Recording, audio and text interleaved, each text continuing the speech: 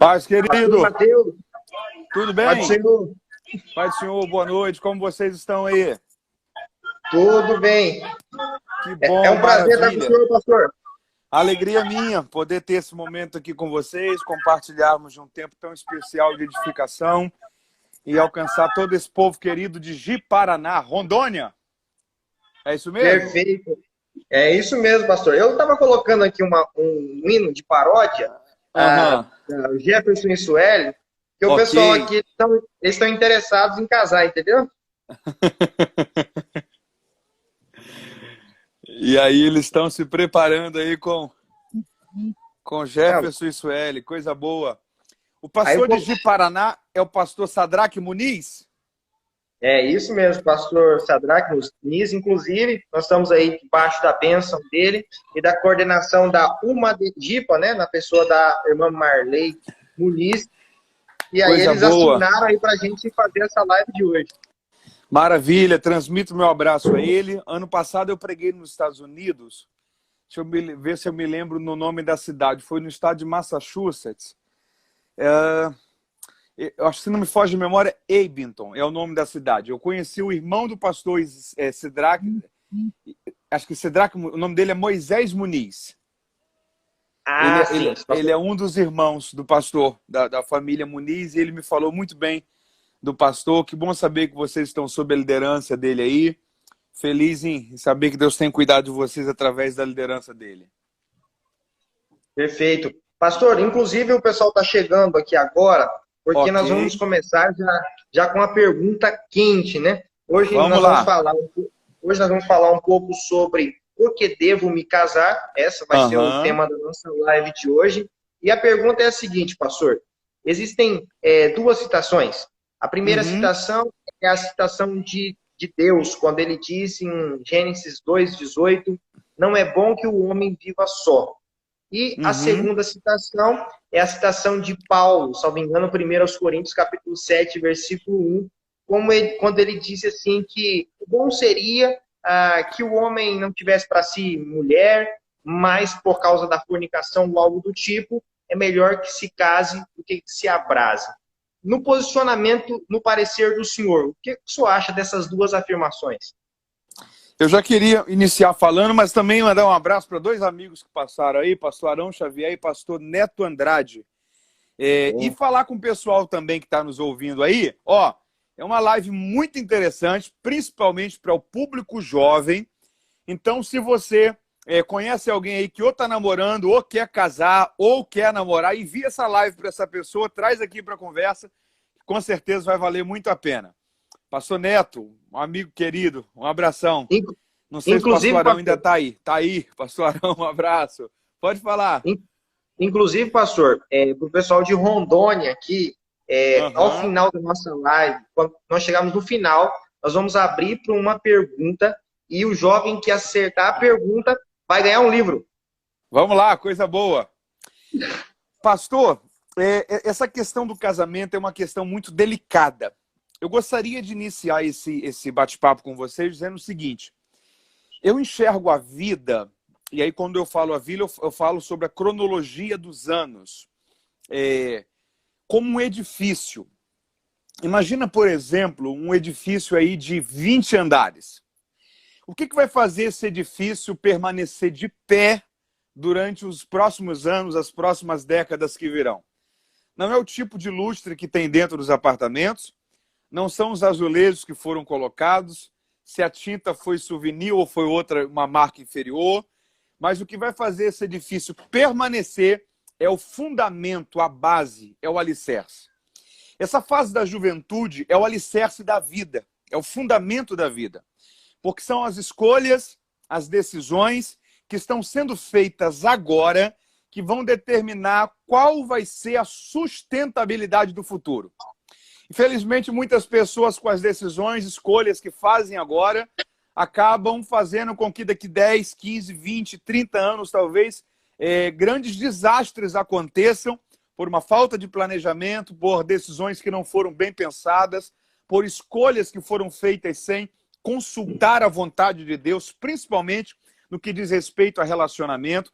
Então, para o pessoal que está nos ouvindo aí, essa fase é a fase de focar nos alicerces, de focar nessa base que é o fundamento para o porvir, para os próximos anos, para uma vida e um futuro bem-sucedido. Partindo desse princípio e trabalhando essa possibilidade da interpretação, primeira ideia é o texto de Gênesis que fala que não é bom que o homem esteja só, quando o Senhor prepara Eva para ser a companheira adjuntora de Adão.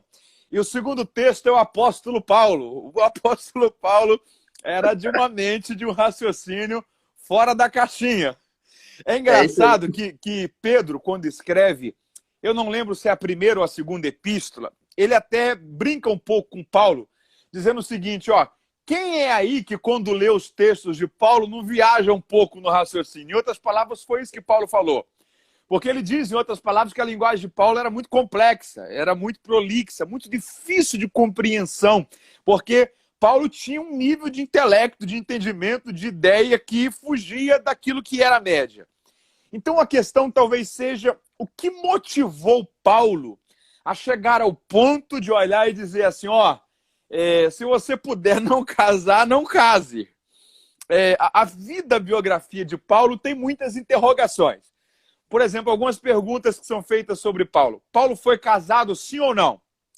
Eu penso, não por opinião própria, mas pela maioria dos historiadores, quando nós lemos sobre Paulo, que Paulo provavelmente foi casado em algum momento da sua vida, mas quando ele deixa aquilo que é como se fosse o farisaísmo, ele mesmo se apresenta, se não me foge de memória, na carta aos Gálatas, fariseus, de quem era descendente, circuncidado com tantos dias. Quando ele dá a sua biografia, ele faz questão de mostrar que dentro de um contexto judaico, a sua parte anterior daquele momento, o seu passado, tinha algumas regalias dentro da estrutura da religião judaica.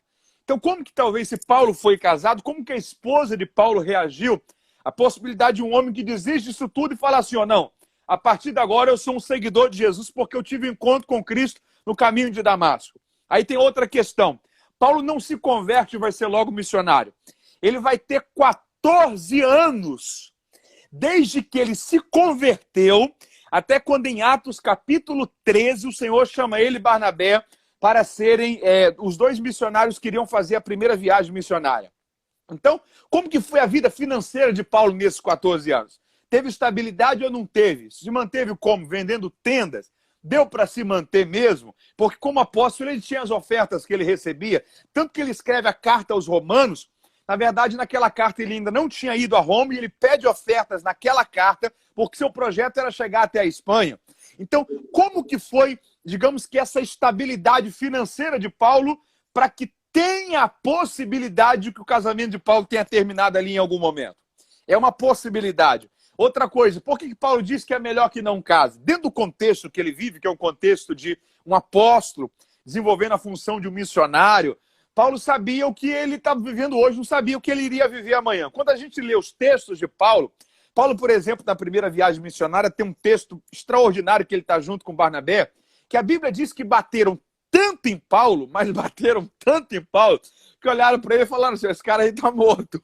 E jogaram do lado de fora da cidade como se fosse no lixão. Aí a Bíblia diz que algumas horas depois, Paulo voltou a si, se levantou, os homens acharam que ele tinha entrado em coma. E ele se levanta, se fosse um de nós, talvez nós iríamos dizer, ufa, que bom que Deus deu o livramento, agora eu vou sumir daqui. Não foi isso que Paulo fez. A Bíblia diz que Paulo se levantou, voltou para a cidade todo ensanguentado e voltou para pregar para aquelas pessoas que haviam batido nele. Então olha o tipo de camarada que Paulo era. Tem uma ideia sobre Paulo que eu acho muito interessante, que diz o seguinte, Paulo era o pregador mais barato para você levar. Porque você não precisava pagar o hotel para ele. De dia ele arranjava uma briga, à noite ele passava na prisão. Então, essa incerteza de Paulo, se Paulo fosse casado, ele não poderia viver essa rotina ministerial que ele viveu. Então, talvez é dentro desse viés que Paulo está dizendo, ó, se você puder não casar, é bom que você não case. Aí, se não me foge a memória, até naquele contexto que ele fala sobre um termo abrasar, que alguns falam sobre um namoro muito aquecido, a possibilidade da fornicação. Então, Paulo está dizendo o seguinte, ó, seria legal se você não casasse para você viver o que eu estou vivendo aqui. Mas para você não se abrasar, então você casa. E aí a conclusão dele é, ó, se você puder casar, você casa. Então, Ele meio que vai pela cabeça dele, mas no final ele bate junto com o que Deus falou lá em Gênesis e o assunto termina legal. Agora, para o pessoal que está perguntando, tem um colega perguntando aí, na verdade é uma pergunta que você prefixou aí, quando Sim. devo me casar? Essa é uma pergunta muito difícil de responder. Quando que eu devo me casar? A mentalidade judaica, por exemplo, da época de Jesus, era diferente da nossa. Há uma grande possibilidade que Maria tinha aproximadamente 12 anos quando gerou Jesus. Sabia disso? É uma questão interessante, porque na época as pessoas viviam até 30, 40 anos na média. Quem passava disso era muito raro, por causa de uma medicina muito limitada, os grandes problemas da saúde daquela época. E a mentalidade judaica era o seguinte: a partir do momento que a menina tem a primeira menstruação, é sinal que ela já está pronta para ser mãe. Então, se ela está pronta para ser mãe, ela está pronta para casar. Era a mentalidade judaica da época. Hoje nós sabemos que é um pouco limitada, porque alguém com 12 anos ainda não está pronto para entender nada da vida. Então, respondendo essa pergunta, quando que eu devo me casar? Para as moças, eu responderia o seguinte: quando você tiver certeza que daqui 30 anos você vai olhar para trás e vai dizer, não, eu voltaria e me casaria com esse cara de novo. Porque ele foi um cara ideal. Ele era um cara responsável, tinha hombridade, soube respeitar a mãe e o pai, por causa disso soube também me respeitar. Então eu voltaria e casaria com o mesmo rapaz. Para os meninos, eu responderia o seguinte: só se case quando você tiver condições suficientes para manter essa moça que você vai casar. Porque você vai tirar ela do teto da casa do pai dela. E o que ela está precisando não é arroz, feijão, nem ventilador, nem ar-condicionado, nem uma casa para morar. Isso daí ela tem. O que ela precisa é um companheiro, um homem que seja maduro, que vai lhe auxiliar, que vai lhe completar. Então, se você ainda não tem condições para manter uma família, e manter uma família hoje em dia é um negócio muito caro, então você ainda não case, mas se profissionalize, estude, se prepare para o futuro, porque é melhor você se preparar e, com certeza, até o seu relacionamento será muito bem mais sucedido se você casar já com a estrutura. E, além de ter uma estrutura para casar, tenha também uma estrutura para ter filhos, porque filho precisa de uma boa escola, de um plano de saúde, de um lar que, de fato, lhe proporcione um ambiente para um crescimento saudável e o seu desenvolvimento abençoado dentro dessas condições humanas. Falei demais, pessoal, pode falar. Ó, pessoal, atenção. Os meninos, pastor, começou assim, entrar num caminho meio estreito, né? Porque alguns vão falar assim, eu acho que eu não estou preparado para casar. Mas o que nós vamos fazer?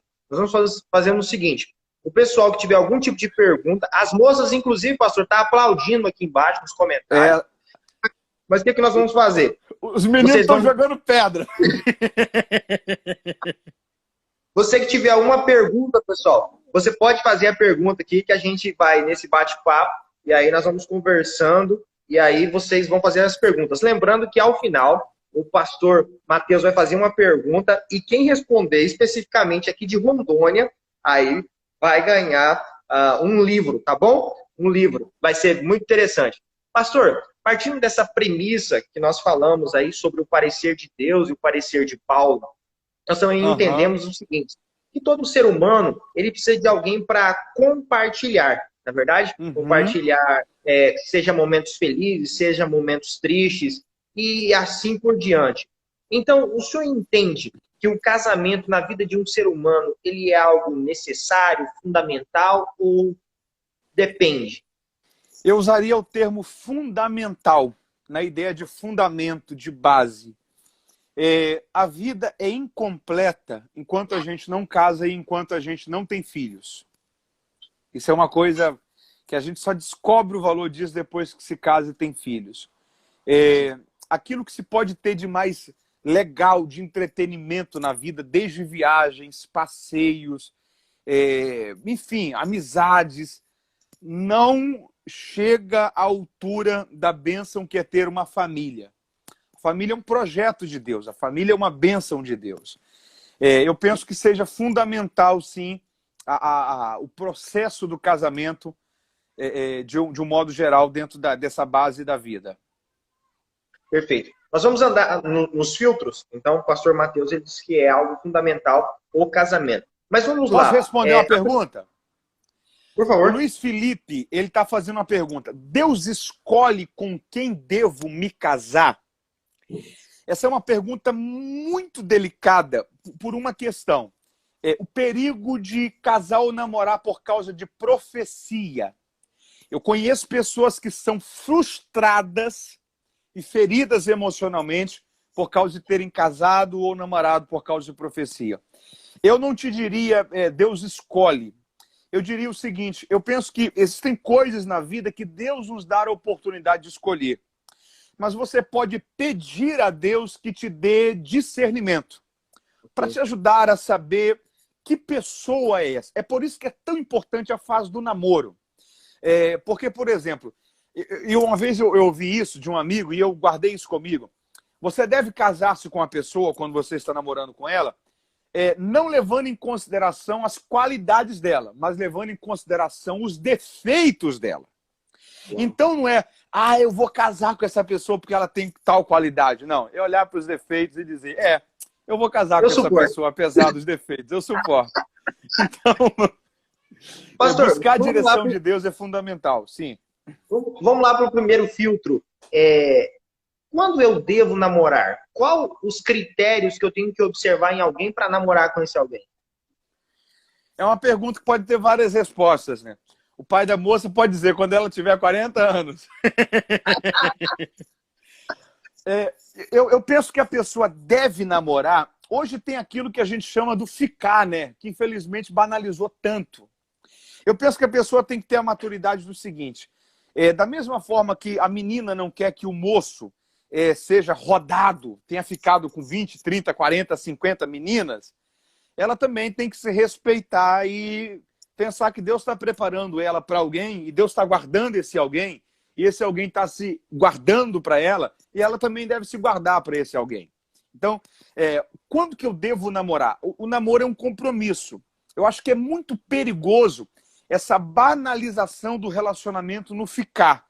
No beija um hoje, beija outro amanhã. Então isso daí vai conseguindo desconstruir credibilidade, moral, seriedade da pessoa, do menino ou da menina, de um modo geral.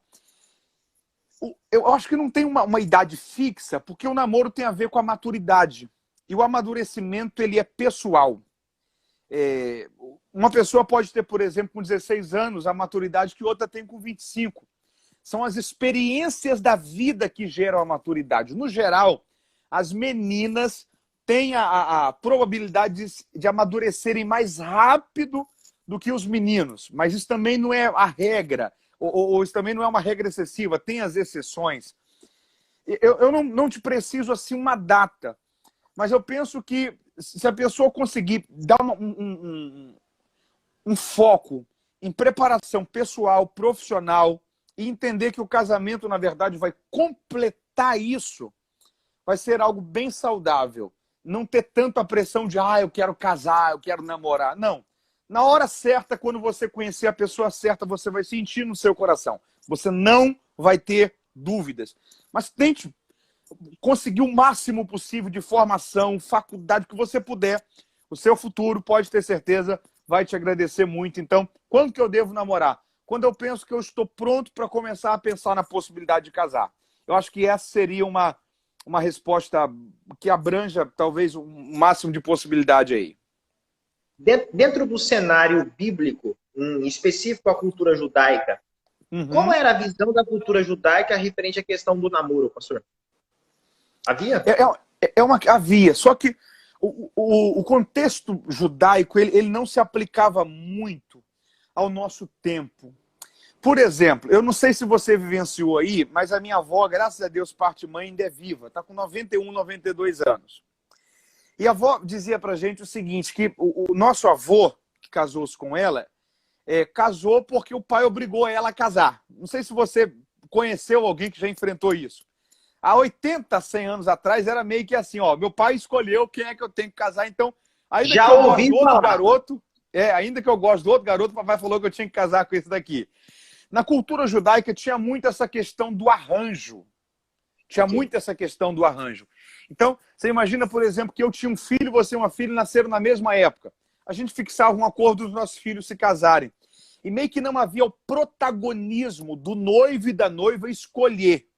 Então, na verdade, não havia muito essa questão do namoro. Havia Sim. as bodas, que eram as núpcias ou a nossa lua de mel, e a partir dali, então, se iniciava o relacionamento. Mas tem casos, por exemplo, de Rebeca e Isaac. Eles se conhecem no dia do casamento. Eliezer vai, escolhe, traz. Nem Isaac conhecia, nem Rebeca conhecia, e viveram felizes para sempre. Pelo menos é o que a Bíblia conta para a gente acredita. Então, de algum modo, eu penso que esse contexto da época, ele não se aplica muito à liberdade que nós temos nos nossos dias. Agora, eu penso uma coisa, esses dias eu ouvi uma palavra de uma pastora que ela é do Pernambuco, é a esposa do pastor Arthur. Esqueci agora o nome dela. E ela falou uma coisa que eu achei aquilo tão interessante. Ó, jovens que estão assistindo aí, escute isso daí. Escute isso daí. E aí ela dizia o seguinte, eu vou lembrar o nome dela no decorrer da live. Ela falava o seguinte, você lembra quando a gente era criança e a gente ia sair para a rua junto com o pai e com a mãe e a gente pegava a roupa mais feia que tinha, amassada. Eu tenho os meus filhos hoje, um tem 3, o outro tem 1, Benjamin e o Luísio. E às vezes eles sentem que a gente vai sair, eles pegam a roupa que eles vêem pela frente e colocam. Às vezes está suja, está amassada. Aonde eles acharem, eles colocam ali pronto. E na mente dele, eles estão lindos. Aí o que o pai e a mãe faz? O pai e a mãe vai lá, tira aquela roupa e escolhe uma roupa para eles. E eles saem bonitos na rua, bonitos na foto, porque quem escolheu a roupa não foi eles, foram os pais. E aí ela fez uma aplicação que eu achei extraordinária. Ela disse, sabe qual é o problema? É que um dia a gente cresce. E quando a gente cresce, a gente acha que agora a gente sabe escolher. Sendo que a gente continua precisando, pedindo a opinião do pai. Eu achei aquilo ali de uma sacada extraordinária. Então, o problema é que às vezes a gente bate aí 15, 17, 18 anos, 19, acha que a gente é maior de idade, e a gente diz o seguinte, não, agora eu sei o que fazer, agora eu sei o que escolher. A dica é, continue pedindo a direção do Pai, porque Deus sim é que sabe qual é o melhor para as nossas vidas. Então, coloca Deus no centro do projeto, ora, jejuem os dois, orem, é o futuro de vocês dois que está em jogo. Então, busque a vontade de Deus.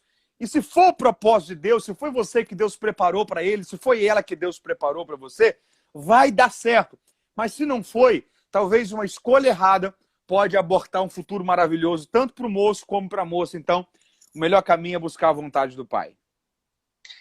Perfeito. Pastor, nós caminhamos dentro dessa linha, mas também eu gostaria de fazer uma pergunta, porque de repente eu estou vendo aqui que tem alguns jovens se manifestando, e o pensamento da moça é o seguinte, às vezes o rapaz ele não tem argumento no papo. Às vezes ele fala muito, digita muito no celular, mas na hora de desenvolver, ele não desenvolve. O problema é só um. Todo galinha, aqui no Rio a gente chama de galinha, o cara que é vagabundo, aí também é galinha? É pegador. Pegador. Todo pegador é bom de papo. Então, cuidado para você não querer só um cara bom de papo estragar o seu futuro. Mas como para esse cara que tem dificuldade de convencer essa moça ou conversar, qual seria o conselho para ele, pastor? Olha, a questão da timidez pode atrapalhar muito o relacionamento. Conselho para ele, vença os seus medos. Eu vou dizer uma coisa para alguém que está assistindo aí. Ó, daqui 10 anos, você vai, infelizmente, provavelmente se arrepender mais das coisas que você não fez do que das que fez. Isso é uma regra da vida. A gente se arrepende sempre do abraço que não deu, da visita que não fez, do telefonema que não foi realizado, do sorriso que não foi dado. Então, se você sente, se você ama, se você gosta, fale. Se não der certo, legal. Sua consciência está tranquila e você nunca vai se culpar de não ter tentado. Mas seja transparente, fale, porque talvez você pode estar perdendo aí a oportunidade de estar escolhendo alguém que vai ser bênção de Deus para a sua vida. Estão dizendo aí para fazer uma terapia. Ah, tem uma turma aí preocupada, pode ter certeza. Pastor, eu não sei se ele era, mas acredito que não.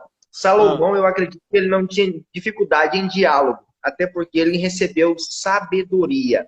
O senhor Uhum. acha, porque às vezes as pessoas utilizam muito das cantadas que Salomão escreveu em Cantares para Aham. fazer cantada nas moças. O senhor acha que, qual a visão do senhor referente ao livro de Cantares, que na questão de conquista, na questão de encantar e de impressionar? Ó, se o garoto usar as cantadas do Salomão e Cantares, ele vai perder a garota. Porque uma das cantadas de Salomão foi: ó éguas do carro de Faraó, como eu te amo, amada minha. Algumas cantadas ali do Salomão estavam pior que as do Neymar. O que eu digo é o seguinte: o livro de Cantares é um poema. É o relato do amor que Salomão tinha, provavelmente por Sunamita, e ficou registrado tanto como um registro daquela conversa que eles tiveram entre eles, como também uma simbologia, uma tipologia do relacionamento de Cristo e da igreja, nessa figura do noivo e da noiva que nós conhecemos tão bem. Mas sim, tem cantadas em Cantares que o moço pode usar. Mas o namoro sempre envolve a questão da paquera, né? A paquera sempre envolve a questão da conquista. Mas hoje as cantadas atualizaram muito. É mais pessoal a cantada de cada um. Tá certo. Pastor, Oi. andando aí por esse caminho, Tem existe aquela uma cantada, citação. tem aquela cantada bíblica clássica, né? Me chame de Como é que é? Samuel que eu te digo, eis-me aqui. Aí, rapaz, já vamos aproveitando aí É. o fornecimento aí de informações. Pastor, Oi. a citação de Eclesiastes, quando Salomão diz assim que para tudo tem um tempo. E Uhum. realmente, como o senhor mesmo disse, é sempre uma decisão importante, seja o namoro, o noivado ou até mesmo o casamento. Uhum. E às vezes existe algumas moças que às vezes diz não porque entende que não é o tempo. Como Uhum. ela entender com clareza, com nitidez, que chegou o tempo, aquele é o moço, porque tem muitas moças que estão ouvindo agora, quem sabe elas estão buscando um rapaz que seja obreiro, mas tal obreiro, ou que seja cooperador, mas de repente não seja esse o projeto de Deus, ou algo do tipo. Como diagnosticar, como ter evidências de que é o tempo, que é a hora? Eu diria o seguinte: case com uma pessoa, não com o que ela faz. Case com uma pessoa, não com o que ela faz. Inevitavelmente, você acaba casando com o que ela faz. Então, por exemplo, alguém que se casa com alguém que sabe que tem um chamado para o ministério pastoral, ela sabe que em alguns momentos o tempo vai ser dividido com a tarefa do ministério pastoral. Por exemplo, a minha esposa, Amara, eu prego desde os 14 anos, eu tenho 29 anos. Eu comecei a viajar ao Brasil com 17 para 18 anos. Eu conheci a Amara quando eu tinha 19.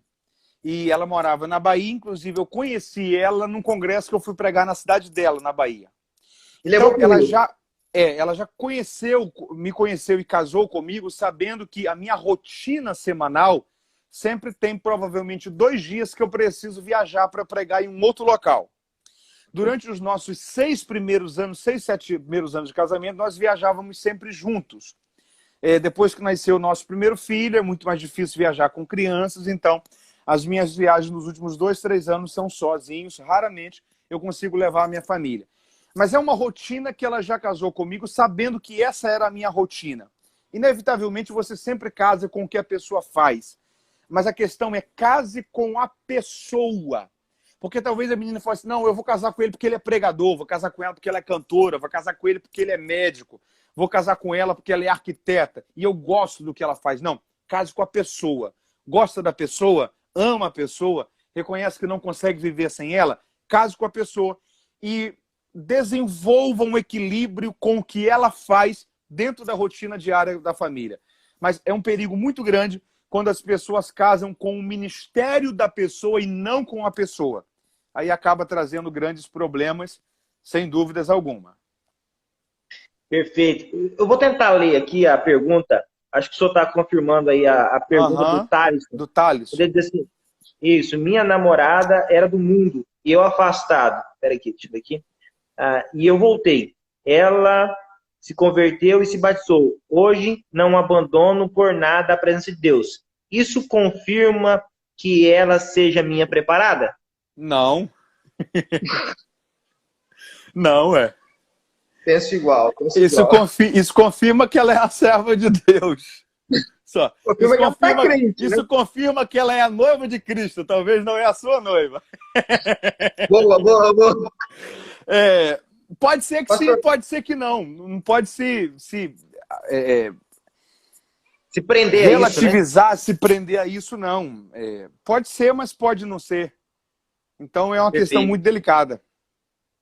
Chegamos aí, pastor, a Provérbios. Provérbios nós Legal. vemos Ó, e você que que... está assistindo aí, tá legal o bate-papo, manda para mais alguém. Traz mais alguém aí para ver se a gente consegue chegar pelo menos nos 100 online aí acompanhando com a gente. Pode falar.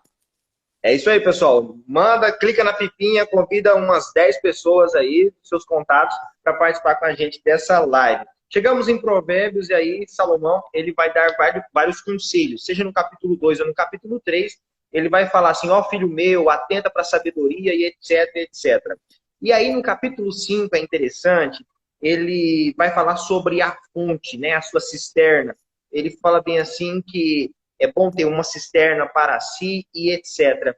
Por que o senhor acha que Salomão se prendeu em dar conselhos aos jovens sobre decisões certas de relacionamento? Eu penso que ali é Salomão expressando um pouco das frustrações que ele teve. Salomão é o famoso homem das 1000 mulheres, né? Se não me foge, agora fugiu a cabeça, se são 700 mulheres e 300 concubinas, é isso mesmo, É isso, né? é isso Ou mesmo. 300 esposas e 700 concubinas. São 700 mulheres e 300 concubinas. Não é que Salomão tinha relação sexual com todas. A grande maioria ali eram acordos políticos. Porque Salomão foi um baita de um gestor. Davi, o território de Israel, a maior expansão dele foi na época de Davi. E aí Salomão assume esse território e, na verdade, depois Salomão vai ser dividido, né? Porque a gente pega ali as tribos sendo divididas, ali com Roboão e Jeroboão. Mas aí você imagina que o Salomão ele tem um território grandioso e você tem o rei da Fenícia, o rei da Síria, e você tem que fazer acordos comerciais com essa turma. Aí ele se casava, às vezes, com a filha de um rei, com a filha de um governador, mas eram acordos comerciais, não eram que eram esposas, que era consumada a união conjugal através do ato sexual. Mas muitas esposas de Salomão foram acordos políticos. Então, digamos que eram casamentos de papel, digamos assim. Só que Salomão teve suas esposas, suas concubinas, e teve a mulher que ele tanto amou, que foi a Sunamita. Rapaz, eu dei essa explicação e acabou que eu esqueci qual foi a pergunta que você fez. Lembrei. Você falou sobre essa questão da postura de Salomão. Eu penso que, de algum modo, esses conselhos de Salomão sejam o seguinte, ó, você pode errar menos do que eu errei. Então, o seguinte, porque ele escreve ali em Eclesiastes. Salomão escreve 3 livros, né? Cantares, Sim. Provérbios e Eclesiastes. Cantares quando ele é novo, na flor da paixão. Aí escreve um livro que tem muita linguagem erótica. E é bom que quem está assistindo aí não confunda a linguagem erótica com linguagem pornográfica. A linguagem erótica é a linguagem conjugal, sexual de um homem e uma mulher dentro do casamento que Deus estabeleceu. A pornografia é a banalização, é a pecaminosidade da linguagem erótica que Deus estabeleceu da união sexual para o casamento.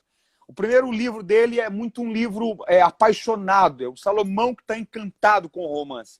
O segundo livro é na meia-idade, é Provérbios, ele vai dando conselhos, as coisas vão começando a entrar dentro de um raciocínio geral. E o terceiro livro é Eclesiastes, é quando ele está quase morrendo, aí ele conclui o livro dizendo o seguinte, ó, lembra-te do teu Criador nos dias da tua mocidade, antes que venham os maus dias, e você venha chegar os dias em que nele você não tenha contentamento.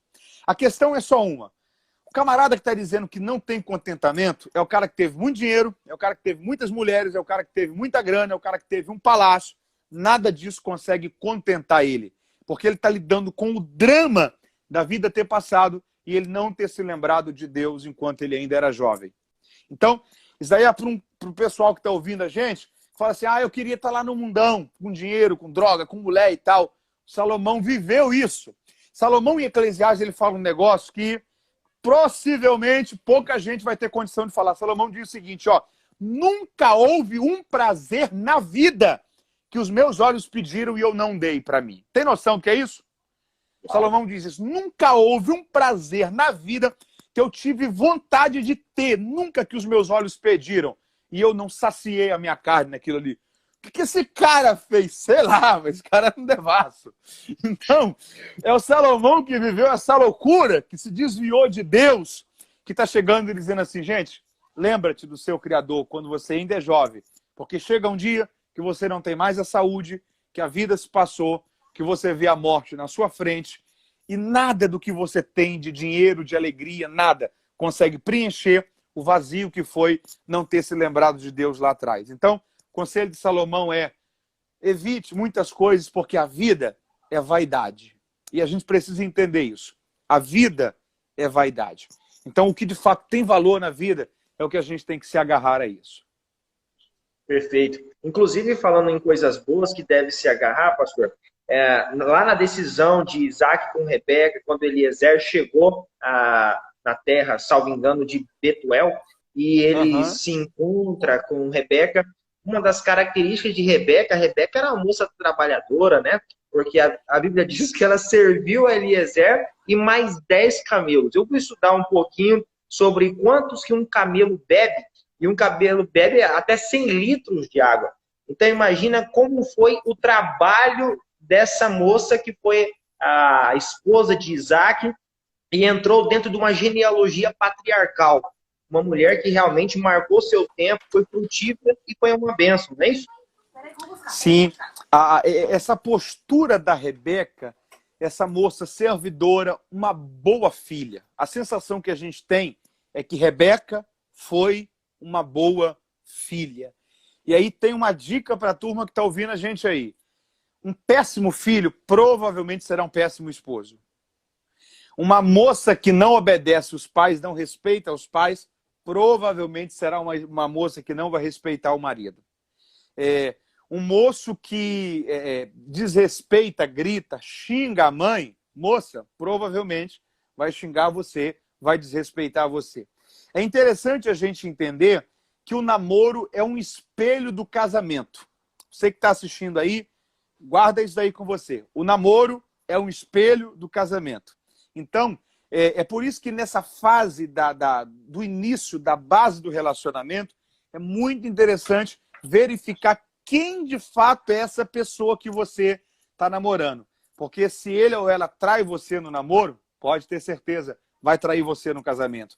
Se ele ou ela fala agressivamente com os pais, pode ter certeza, vai falar agressivamente com você dentro do casamento. Então, esse perfil de Rebeca como uma boa filha, como uma moça dedicada, esforçada, certamente foi um parâmetro interessante para que ela pudesse se tornar uma boa esposa para Isaac. Interessante, pastor, o que o senhor acabou dizendo sobre a questão de ter alguns filtros para decisões importantes. E entre eles é a questão do jugo, jugo que não é o nosso. Uma pessoa crente, né, uma pessoa cristã, namorar uma pessoa que não é crente. Qual o posicionamento do senhor? O senhor acha que isso é um filtro para uma decisão de relacionamento? Sim, só que eu acho que a gente precisa ampliar a nossa ideia sobre o jugo desigual. Primeiro, qual é a ideia do jugo desigual? As plantações antigas, quando se ia arar a terra, pegavam 2 bois, imagina que isso daqui é o lombo de um boi, isso daqui é o lombo de outro boi. Aí você imagina 2 peças de madeira, uma na vertical e outra na horizontal. Imagina que eu pregue isso daqui. Formou um T, correto? Tá vendo aí um T? Formou um T. Sim. Aí você imagina que essa parte daqui do T, eu coloco no ombro desses 2 bois. Então, na verdade, esse T vai estar aqui, a parte horizontal dele, e a parte vertical vai estar para o chão, por causa da lei da gravidade. No que os bois iam andando, esse jugo, que era esse T, ficava no lombo dos 2 bois, e essa parte que estava no chão ia fazendo um risco na terra. E era nesse risco que o semeador ia lançando as sementes. Porque, na verdade, era o peso dessa madeira que ia abrindo essa vala, as sementes eram lançadas ali e depois eram fechadas. Então, é esse o pano de fundo geral para a ideia do jugo desigual. O que é o jugo? É essa base de madeira que era colocada nos bois. Se você tinha um boi mais alto e um boi mais baixo, o peso do jugo ia ficar com quem? Com o boi mais baixo. Por quê? Porque o jugo não ia estar igual, ia estar desigual, ia pender para um lado. Então, é desse contexto aqui que Paulo vai dizer o seguinte, ó, não vos associeis a um jugo desigual, falando sobre o casamento. Por muito tempo foi dito que jugo desigual era só um moço crente casar com uma moça não crente. É um jugo desigual na grande maioria das vezes.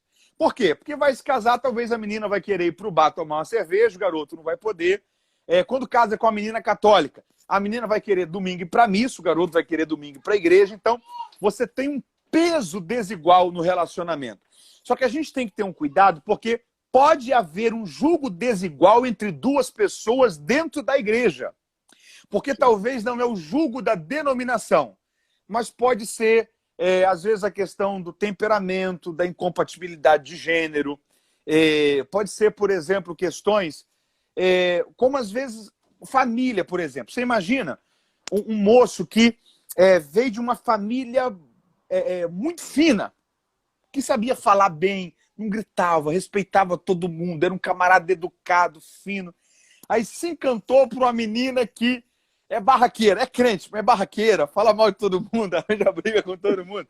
Esse cara vai passar puros com essa menina. O que aconteceu? Ele está entrando num jogo desigual. Porque ele vai ter dor de cabeça com ela. Porque o casamento é um negócio muito delicado. Porque você imagina que os dois se casam com 25 anos. Esse moço passou 25 anos dentro de uma família, absorvendo coisas daquela família. Essa moça passou esses 25 anos em outra família, absorvendo coisas dessa outra família. Aí você pega essas duas formações e coloca dentro de uma família.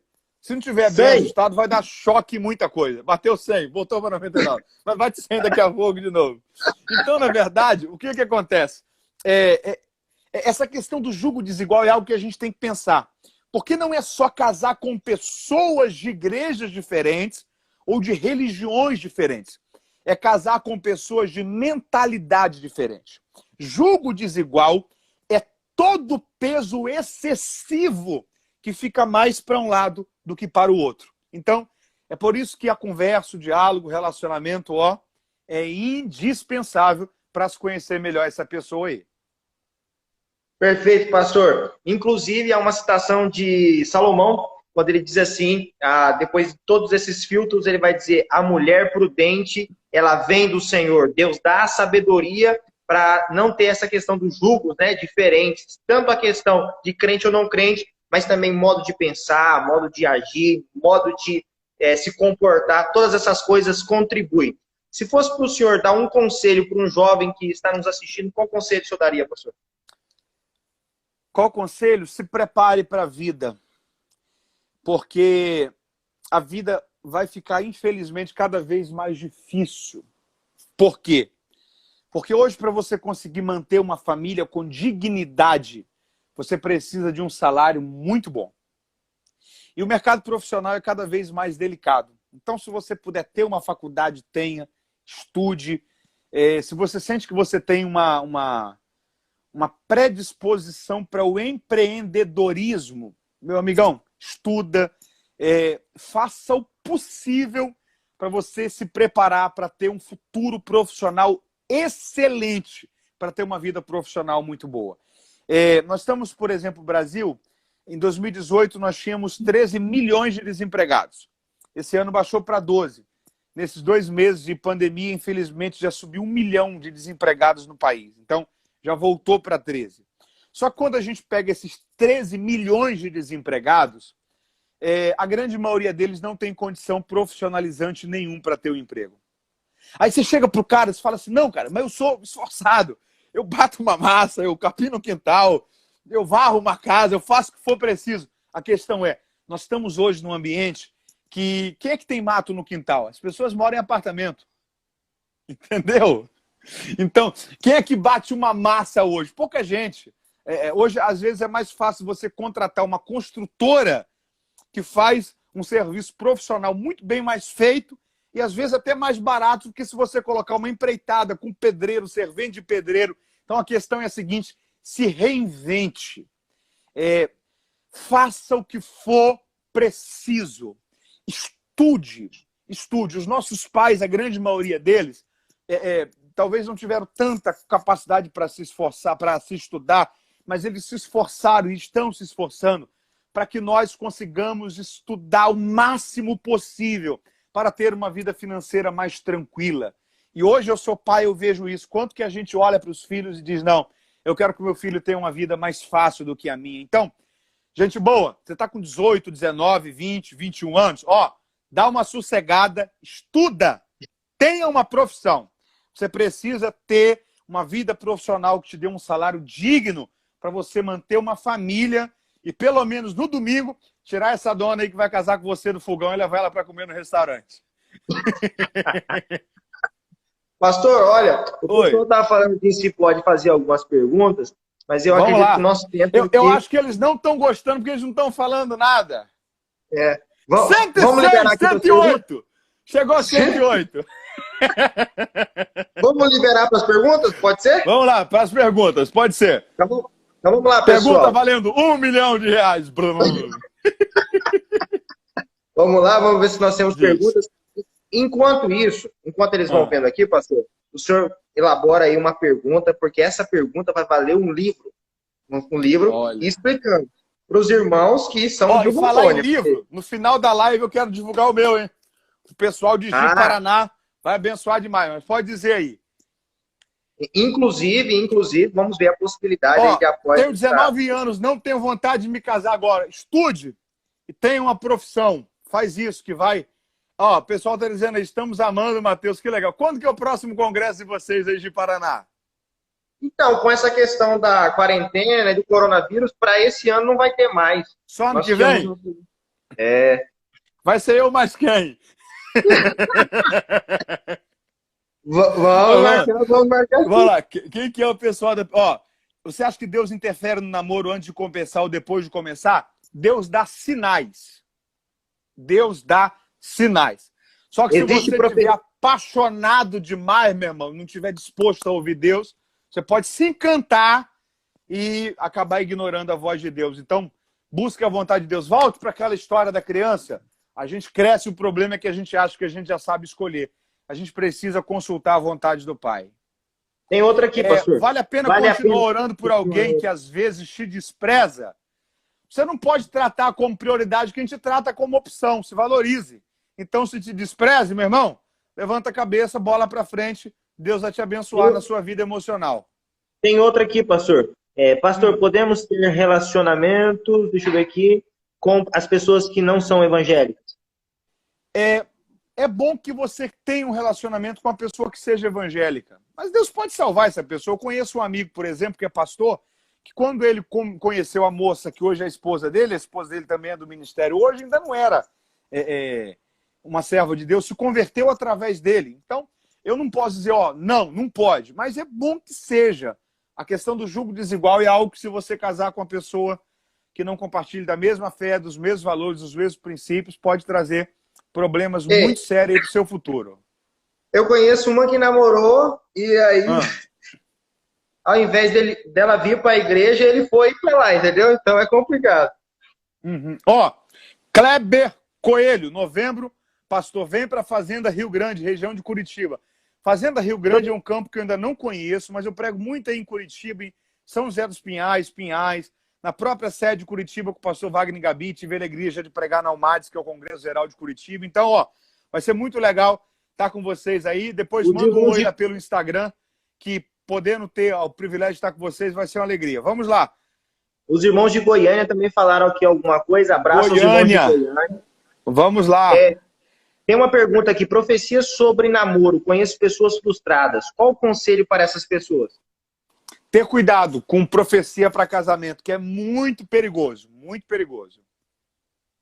Vamos lá, vamos ver se nós temos mais. Pastor, qual que é a pergunta que o senhor vai fazer aí? Agora tem uma coisa. Quase sempre A turma que entrega a profecia para os outros se casarem é gente que tem um casamento frustrado. Então, a sensação meio que não deu certo para eles, eles querem que também não dê certo para os outros. Eu nunca vi alguém com casamento saudável fazer isso. Giovanni, ok, meu amigão, lá de Somerville, Boston. Deus te abençoe, um abraço para você, pastor Telso. Eles estão lá, a situação está feia do coronavírus lá. Deus guarde vocês aí, meu amigo. O pessoal já está vendo aqui a agenda do senhor para Viras de Paraná, tá bom? Vamos lá, vai ser uma alegria. Qual a pergunta, pastor? Para o pessoal responder. É isso. Deixa o pessoal fazer mais uma pergunta aí. Eu não preparei pergunta nenhuma. Vamos lá, uma pergunta para esse pessoal. É difícil estabelecer uma pergunta, mas deixa eu ver o que eu posso dizer para esse pessoal. Seja muito cuidadoso, porque o tempo não volta. O tempo não volta. Parece que foi ontem que eu tinha 19. Ano que vem, ano que vem não, esse ano. Esse ano eu estou completando 30 anos em setembro. Então, passa muito rápido. Então, faça o que você puder para se aperfeiçoar, para você ter uma vida completa, não só espiritualmente, mas profissionalmente. Invista no seu futuro. Aproveite as oportunidades da vida e entenda que Deus te dá a oportunidade para você ter um futuro grande, desde que você se prepare para que esse futuro seja grande. Então, se prepare, porque se você se esforçar, pode ter certeza, Deus vai te abençoar, Deus vai te orientar. Tem uma mulher dizendo aí, minha filha de 16 anos já quer namorar. Eu não quero isso para ela agora, o que devo fazer? Aí tem uma questão também, com quantos anos talvez ela namorou? Porque talvez que há 20 anos atrás era ela que queria namorar com 16. Tranca ela no quarto. Converse com ela, converse. Passou essa época de dizer não pode. Se você diz hoje para uma pessoa não pode, você cria uma resistência contra ela. Não pode, a gente falava há 30 anos atrás. Hoje a gente conversa e diz assim, é melhor que você talvez não namore agora, por causa disso, disso, disso e disso.